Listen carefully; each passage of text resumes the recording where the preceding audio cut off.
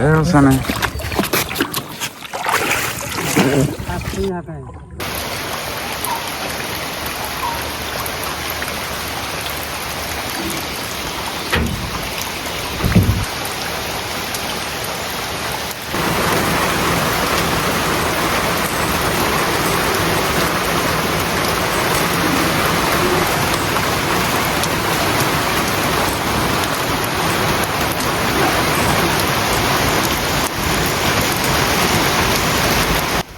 সবাইকে আদাব ও সালাম। আশা করি সবাই ভালো আছেন। তো কালকের মতো আজকেও কিন্তু বৃষ্টি শুরু হয়ে গেছে। সেই রাত থেকে যে বৃষ্টি শুরু হয়েছিল সকাল পর্যন্ত বৃষ্টি চলতেছে। এখন বাজে প্রায় 11:30। বৃষ্টি পড়তেছে অনবরত। মানুষ যে কীভাবে ধান শুকাবে, কীভাবে যে কাটবে আবার নতুন করে, এটার কোনো সুযোগ দিচ্ছে না। আসলে কিছু করার নাই। আসলে সবারই একই অবস্থা, আমাদের যে শুধু তা না, প্রত্যেকটা পরিবার এই সমস্যার সম্মুখীন। পুরো বৈশাখ মাস জুড়ে হচ্ছে বৃষ্টি হচ্ছে, যে কারণে হচ্ছে মানে একটা দুর্দশা। আসলে এটা বলে শেষ করা যাবে না। তো শুনলাম যারা ক্ষতিগ্রস্ত হয়েছে আমাদের এলাকার এমপি, অর্থাৎ দুর্গাপুর কর্মকাণ্ডার আসনের যে এমপি, ওনার মাধ্যমে আমরা যতটুকু শুনছি যে কৃষকদের নাকি সহায়তা দেওয়া হবে। তো সেটা প্রতি মাসে হয়তো 5,000 টাকা দেওয়া হবে, 3 মাস 15,000 টাকা। কিন্তু এখানে যারা ক্ষতিগ্রস্ত হয়েছে, কোটি কোটি টাকার ধান তলিয়ে গেছে। প্রত্যেকটা পরিবারের আপনার 2 লাখ 3 লাখ 5 লাখ করে খরচ হয়েছে। মানে সবার সমান না, যেমন আমাদেরই মনে করেন যে 1-1.5 লাখ টাকা খরচ হয়েছে। 300-350 মণ ধান হইতো, কিন্তু এখন 100 মণ হয় কিনা সন্দেহ আছে। তো এরকম আরও অনেকেই আছে যারা 5 লাখ 6 লাখ 7 লাখ 10 লাখ টাকা খরচ করেও কিন্তু এই গৃহস্থী তারা করছে। কিন্তু এখন তাদের আসল টাকাই খুঁজে পাবে না, লাভ করবে দূরের কথা।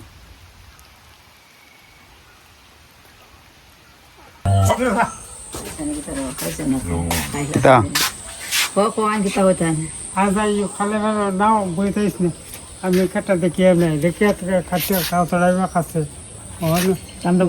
দাম দিছে না, বস্তা নিলে খামাইতো না। নাও কার হ্যাঁ, নাও ভাই সকার দাম দিছে নাকি? তো দাম তো আলাদা তুইছে না। একটা নড়েছে।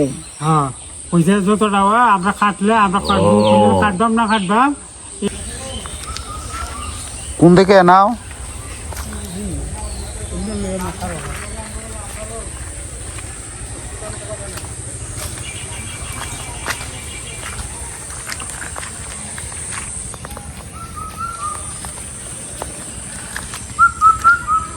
যাইতেছি আমাদের একটা ধান খেতে।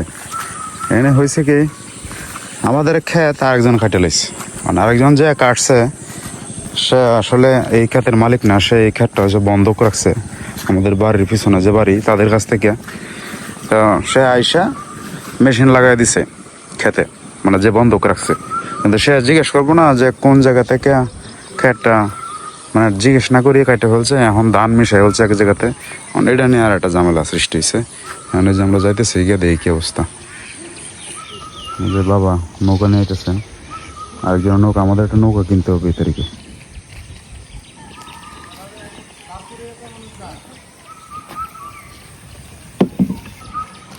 এই যে এখানে পানি দেখতেছেন, এটা কিন্তু আমাদের ধান শুকানোর খলা।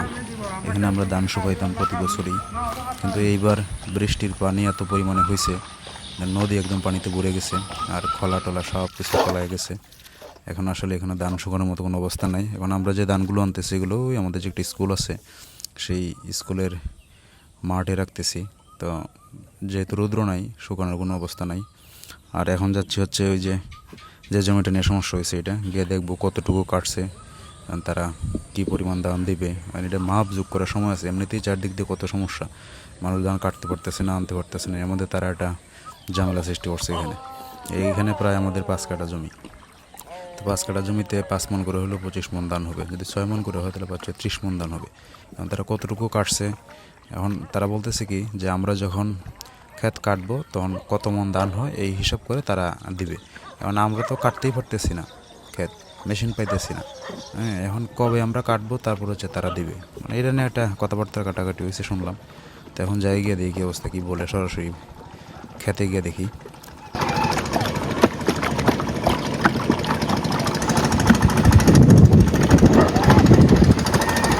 এই যে আমরা বাড়ি থেকে যখন বের হয়েছি তখন সবগুলা পিছনে পিছনে চিল্লাচিল্লি করছে, মানে একটা একদম সাঁতরায় এসে পড়ছে। আমরা অনেক দূরে চলে আসছি, তারপরে যে সাঁতরায় আসছে, এখন যদি এটা নিয়ে না নেই তাহলে এটা দেখা গেছে না পরে ডুইবা মরবো। দেখা যাচ্ছে না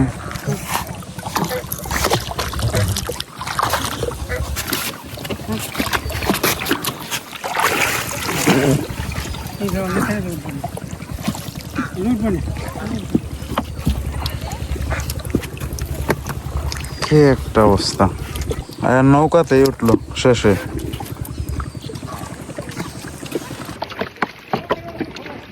শেষ পর্যন্ত একটা কুকুর আমাদের সাথে আসলোই।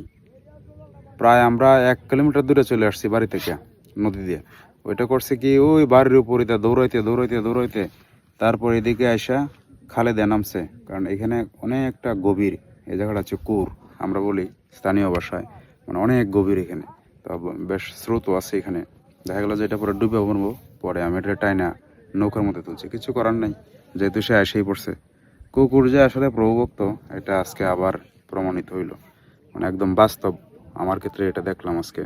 আমি বাবা যখন চলে আসছি, জানি না কার জন্য আসছে, হয়তো বাবা সবসময় থাকেন, বাবার জন্যই আসছে।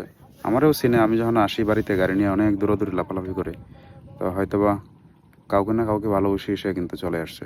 আজকে ঠান্ডা দিন, বৃষ্টি হয়েছে, এত ঠান্ডার মধ্যেও কিন্তু সে এই পানিতে নেমে সাঁতরে এসে পড়ছে। এটা একদম, আমরা কিন্তু কোনো খাবার নিয়ে আসি নাই যে খাবার নিয়ে তারা ডাকছি, তা কিন্তু না। এটা তার ভালোবাসা থেকে সে আসছে। আসলে প্রাণী, বুবা প্রাণী কথা বলতে পারে না, কিন্তু তাদের ভিতরেও কিন্তু ভালোবাসা আছে। সেটা আজকে একদম বাস্তব প্রমাণিত হলো। আগে আমরা যখন বাড়ি থেকে আসছি তখন আমাদের সাথে আসার জন্য ঘেউ ঘেউ করছে পিছনে, শুনছেন হয়তো আগে ভিডিওতে। পরে তো সাঁতরে এসে বললো তারা, আমি নৌকাতে তুললাম। এখন যখন আমরা ক্ষেতের এখানে আসছি, আসার পরে সে লাফ দিয়ে নামে গেছে, নামে ঘোরাফেরা করিয়া পরে এখন যখন আমরা চলে যাবো সে উঠে না, দাঁড়ায় থাকে না, দাঁড়ায় দেন আমাদের দেখে। পরে আমি টাইনে টুনে তার এই যে নৌকার মধ্যে তুললাম। এখন আবার এখানে ইয়ে করতেছে, লাভ দেওয়ার একটা চিন্তা ভাবনা করতেছে। পরে আবার ধমক দিয়ে যে বসায় রাখছে, এখন বসে রয়েছে।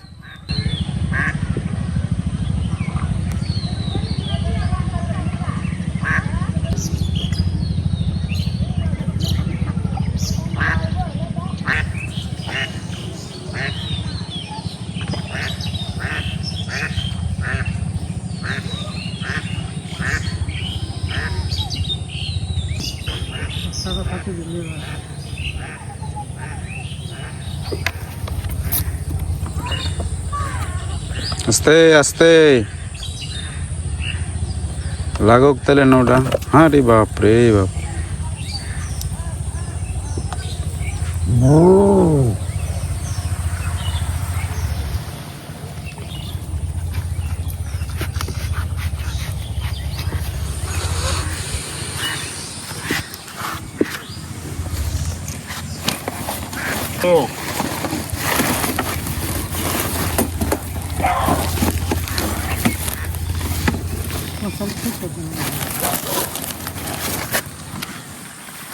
আয় আয়।